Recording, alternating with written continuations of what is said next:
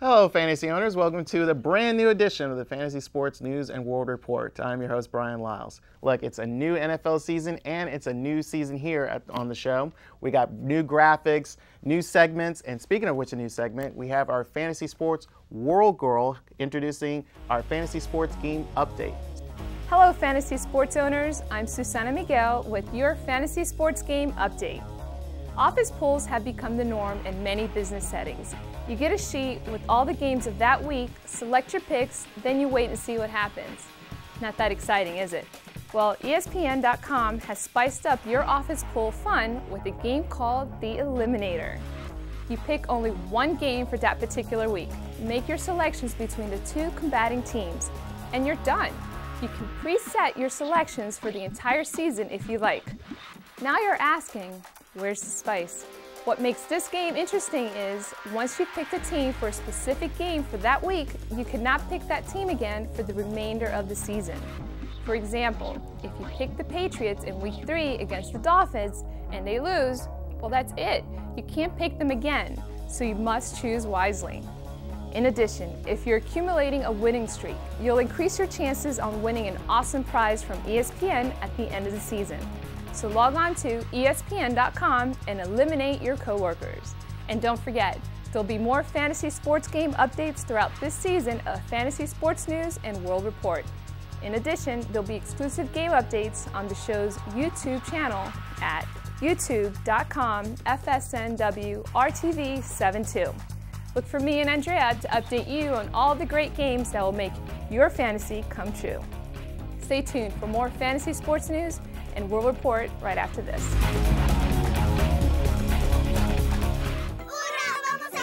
More fun, more adventures, more learning.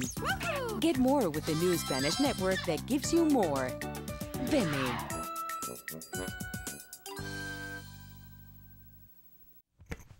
Hi, I'm Fantasy Sports World Girl Michelle Bird, and welcome back to the second half of Fantasy Sports News and World Report.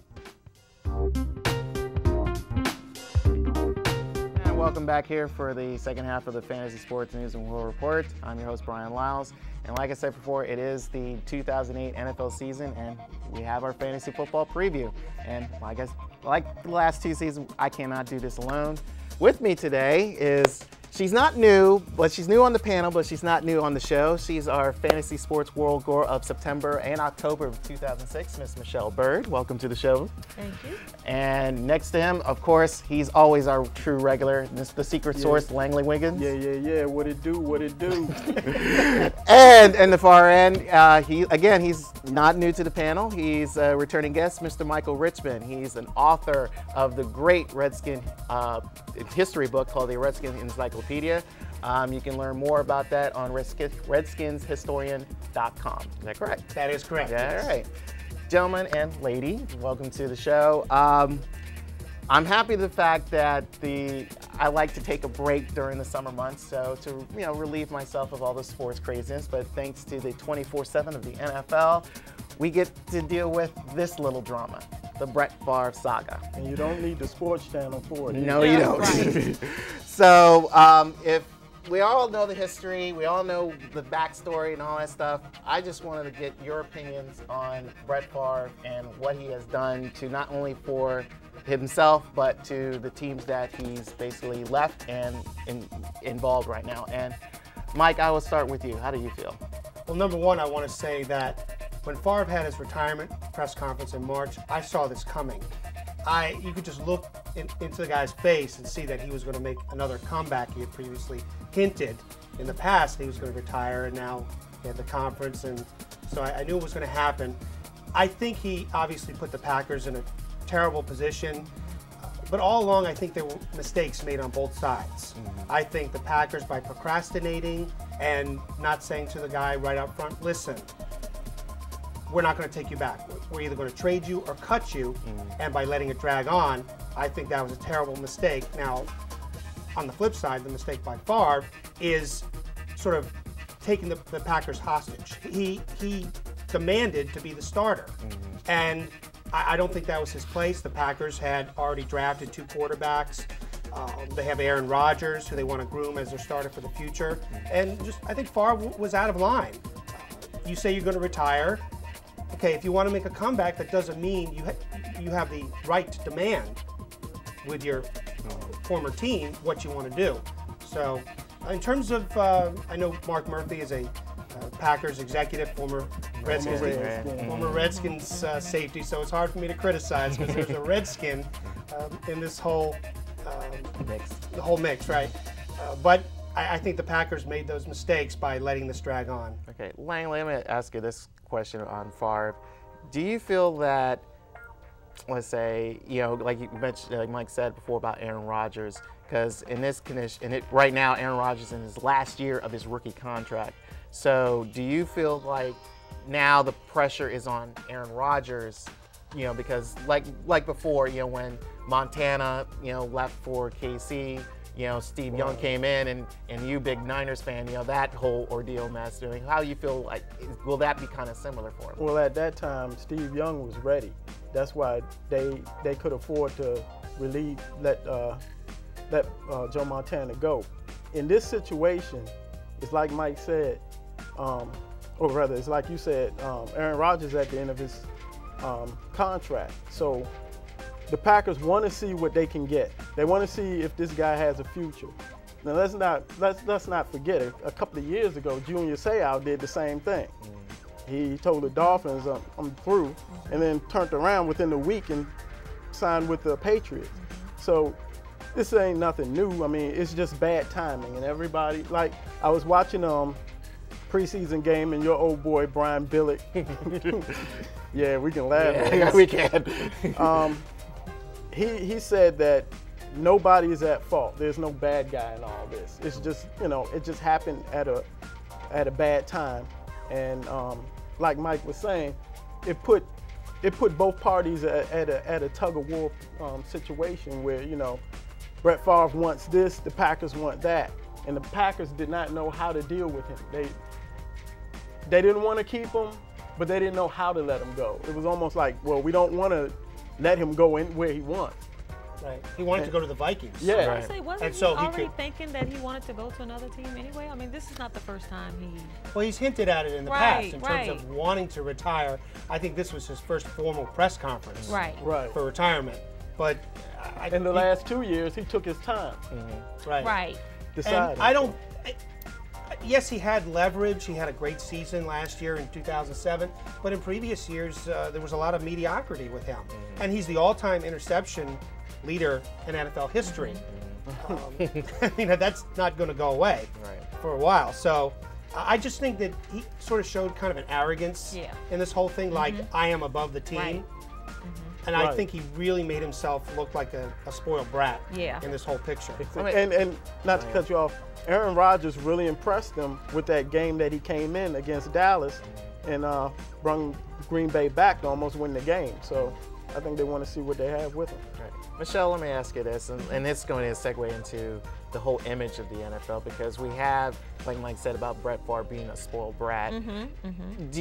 What's your impression? Because I understand your son, he's trying to get into the game, and pretty much what we're seeing is a prima donna presence. I mean, how do you feel as a fan and seeing something like this on television?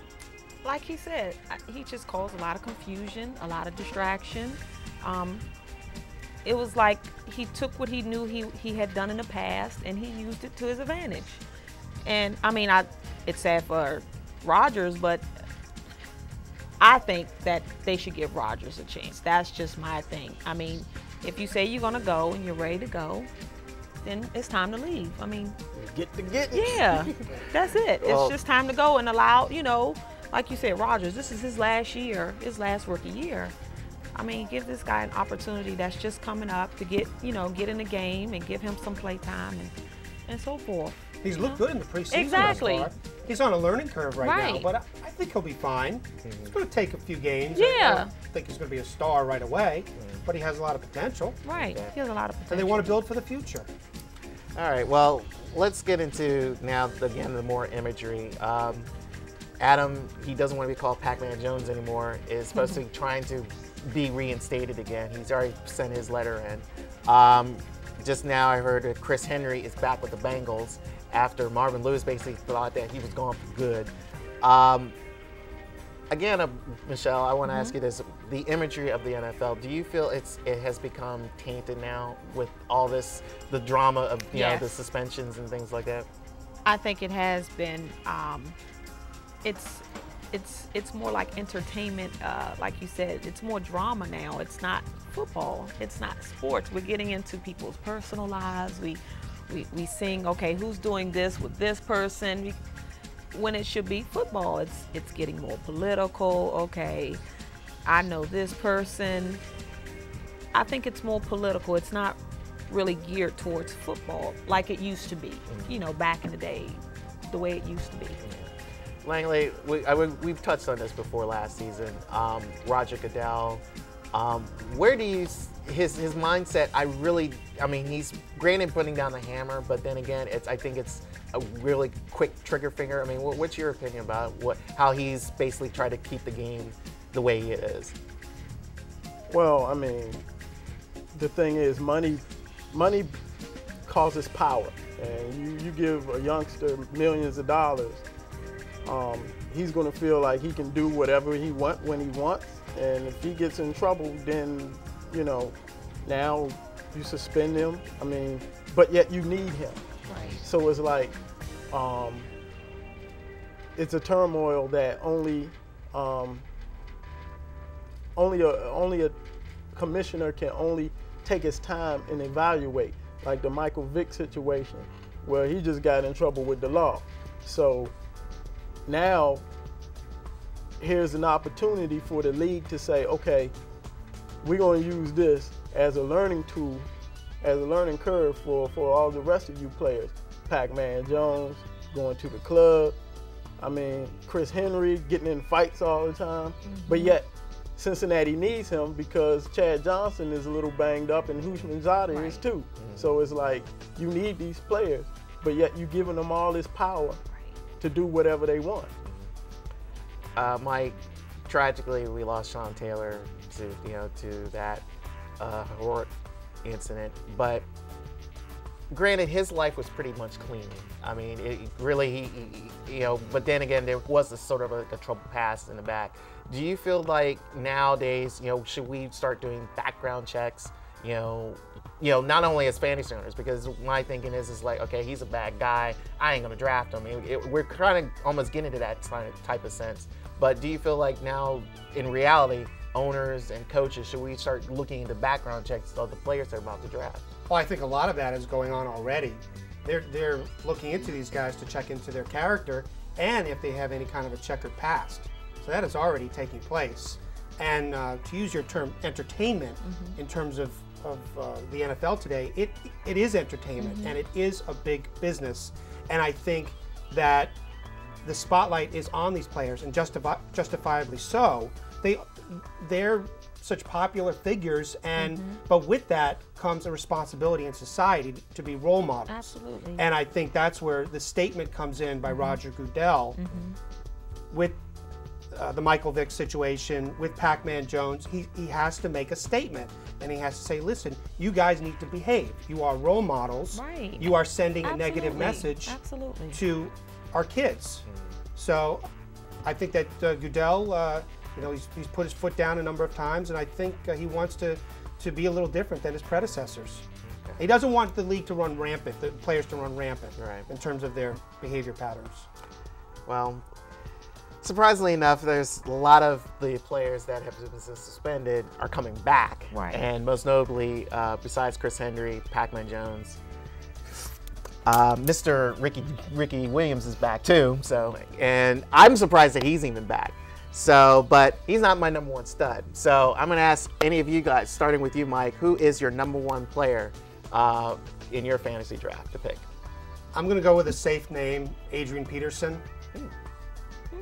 You're surprised, though. I'm surprised. You don't think that's... I'm surprised, yeah. I thought it was kind of a conservative pick, but he had a great season last year. How many yards did he have? Was it Over at least under 1,500? yeah. Something like that. And this is his second year in the NFL. He's got a lot of mileage left on him. So I think that would be a great pick. Right behind him, I'd take another two running backs, LaDainian Tomlinson or Brian Westbrook, who I think does not get enough credit for what he does. He not only rushes, he catches passes for touchdowns. Right. And he piles up a lot of yardage and a lot of fantasy He can points. score in many ways. Right. Langley, who's your number one stud? Well, first of all, I like to say that was a poor excuse for you trying to smoke a blunt. Of course. So, I got three. My first would be, surprisingly, I would pick Larry Johnson. When this guy's healthy, he can score touchdowns. And my other two would be from last year, Marion Barber and Brandon Jacobs. So, I'm going to Michelle? play mine safe too. I picked Chris Cooley. He's just the guy that when the going gets tough, he gets it done. Does he get any points for his eccentricities? There's been a lot of them thus far. well, for him, I think him being a tight end, I think, granted for the Raven fans, we picked Todd Heap in a heartbeat, but then again, knowing him, he's always injury prone, and I think understandably, among the tight ends, nobody else to throw to. Sure, that's why true. he gets hurt. Yeah. So, but then again, you have Chris Cooley. I think he's the most underrated tight end out there. He really is. So, he really is. Whenever it gets tough and they get in a tight situation, they give it to Chris Cooley. You already know what's going on. I love that pick, actually. Yeah. Anybody who picks a Redskin like that. Right. Actually, let's say my number one pick. Granted, it's LTD, not LT, LTD. LaDainian Tomlinson. I mean, the guy, like you said, he scores touchdowns three ways: rushing it in, passing in, and and throwing it in. He's the type of guy that you really need. You want to build around. Granted, everybody will try to get that number one quarterback, but I believe always think of running back first. And if you got a guy who can get in there 3 times, then he's the guy to go for. Michelle, I would start with your sleeper pick. Who's the person that you think will surprise some people? I chose Darren McFadden. He had a pretty good season last year. For Arkansas. I mean, he seems like, given a good opportunity, he seems like he can really do some things. So he's my sleeper. Okay. Langley? I didn't think much of a sleeper pick. So go to Michael, and then I'll have one. All right, Mike, who's your sleeper pick? Okay, we're going to head back to the Redskins. Santana Moss as my sleeper pick. Oh, okay. And the reason being, I think that with the addition of the 2 big rookie wide receivers, Malcolm Kelly and Devin Thomas, who are eventually going to come around, they haven't seen much action in the preseason, but who will eventually come around and make a big impact for the Redskins. That's going to take a lot of pressure off of Moss, who will not be double teamed. It's going to open things up for him, and I think he's going to have a breakout season in terms of total receptions and touchdown catches. I think he's going to have a big year. And Chris Cooley also will take a lot of the pressure off of Moss. Redskins have another draft pick in tight end Fred Davis, who's going to play in 2 tight end sets with Cooley and also by himself on the field without Cooley. And I think he's going to, again, take a lot of the coverage away from Moss and the other receivers. Langley, you got a sleeper for me? All right. Just by you two sitting beside me, Redskin talk. Sorry. Jason Campbell should have a pretty good season. Yeah, that was actually my next pick. Well, I just took it for you. Oh, thank you. All right. Well, because they're going to look for him to throw the ball more. And the confusing thing to me is that it's been rumored that they have this West Coast type thing or whatever, but when I see them play, he's passing the ball like 20, 30 yards downfield. And I'm like, okay, I thought it was supposed to be some short stuff. So I think he's going to get it in the end zone quite a few times. All right. My sleeper pick is not a player. It's a entire defense. and you'll be surprised, it is the Houston Texans defense. I really think that last year was finally the year they broke out and were able to be, granted they were at 500, but still, when you have your entire division from 500 and above and almost in the mix to trying to get into the playoffs, led by Mario Williams, who was the #1 pick a couple years ago, everyone now is saying, it's like, okay, I think the Saints made a mistake because we saw how Reggie Bush was very vulnerable when he was the #1 guy, and he was so used to being, the second guy, but him, being the all-around #1 back, it took its toll on him. So it kind of making some, second guessing. But I feel that the Texans defense is really building. They were very pretty much getting a lot of returns, and especially on their special teams as well. So you can't forget about that. So it's really something to look into for this season. I think you need to pick up that pen and get another hit. Now, you referred to a league that tallies points based on the production of the entire defense, obviously, right? Yeah. So pretty much what I think the Texans defense, they got a lot of sacks last year. They were up at least around about 40. They had 4 returns for touchdowns. So this is a team that is building, and I really think they were smart on building defense. And like they say, defense wins championships.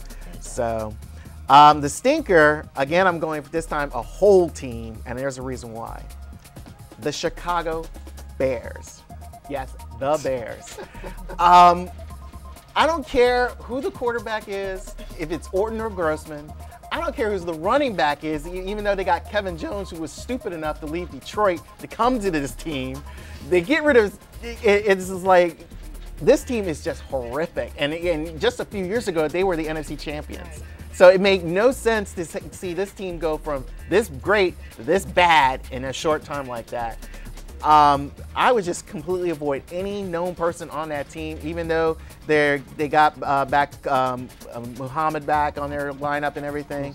But it's to me, it's just like, this is just a mess. And sadly, Lovey's going bye-bye. So, Langley, who's your stinker pick? Well, it's funny you should mention you don't care who's Chicago's quarterback, because I would stay away from anybody that the Ravens have at quarterback too. Do not pick them. I don't trust Kyle Boulder nor Troy Smith. I mean, but Flacco's looked pretty good thus far, hasn't he? I haven't seen him. Yeah, Flacco's been the pick out of Delaware. Yeah, he's been okay. I haven't seen him. He's a big guy. I think he's got a lot of potential. Well, he probably get the start at some point in time, but I wouldn't trust those other two. All right, Mike, who's the stinker pick? Well, I'm going to take a name who had a huge season last year, but I think is going to have a down year in 2008, Tom Brady. I think that his offensive line, as it showed in the Super Bowl last year against the Giants, is getting old. I don't know exactly what they've done to address that this offseason. His offensive line is getting old.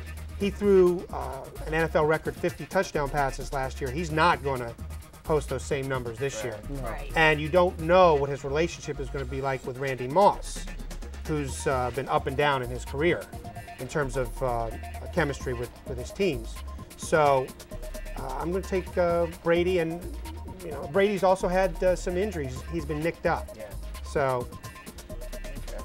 Michelle, quickly, who's your I'm going to stinker make it pick? short and sweet. Fred Smoot.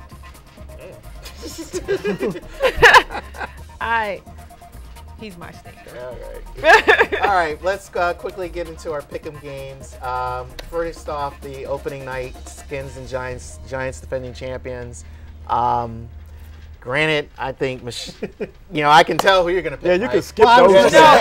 I was going to say, like, if you asked me who I was going to pick, I was going to say, now, Brian, that's a no-brainer. Right, I mean, right. I'll take the Redskins that night. And looking at things on the surface, I think the Giants may have a hangover from the Super Bowl last year.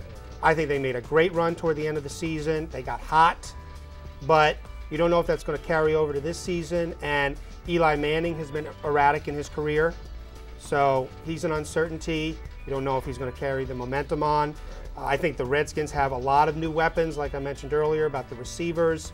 I think the defense has been fortified with the acquisition of Jason Taylor. And Jason Campbell, I think, is going to have a big season. Pick the Redskins. All right, Michelle. Well, as much as I love the Redskins, and if I had to cheer them on and be the cheerleader, I'm definitely going for the Redskins. But if we're looking on the surface again, I would give it to the Giants. They have, Whoa. they have a great team. They work well together. They have, they're all team players. They're pretty much the same core players that's on there. Whenever you have the same core players, you pretty much know each other. You work well together. You make plays and you get it done. Remember they have a great defense. They're without Michael Strahan. True. Well, yeah, Langley, they who's your without pick? Michael Strahan and Jeremy Shockey got traded, Right. and all, but they still have a cockiness, and usually Super Bowl teams have a cockiness going into the next season. So I think that they're going to carry that at least into the season, and I think they'll win that game. And then they'll wake back up again. So they're going to hold that just for the Redskins, right? No, I mean, it could go a couple of more weeks later. I'm going to quickly pick the Giants. I think it's a good momentum factor. I think their defense, their third stringers look pretty decent in their game against the preseason game that I saw recently. So I'm going to pick for the Giants. Quickly, Langley, Steelers and Browns. Who's your pick? Steelers. Okay. Michelle, who you got? Steelers, they have a very high power offense. They're pretty good.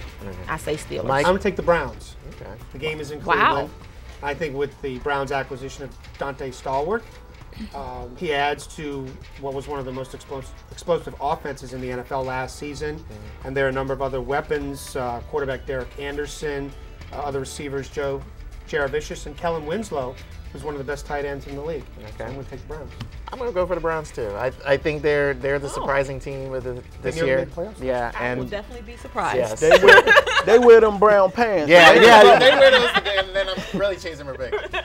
Mike, quickly, just give me Jags or Colts. Jags. Jags, Langley.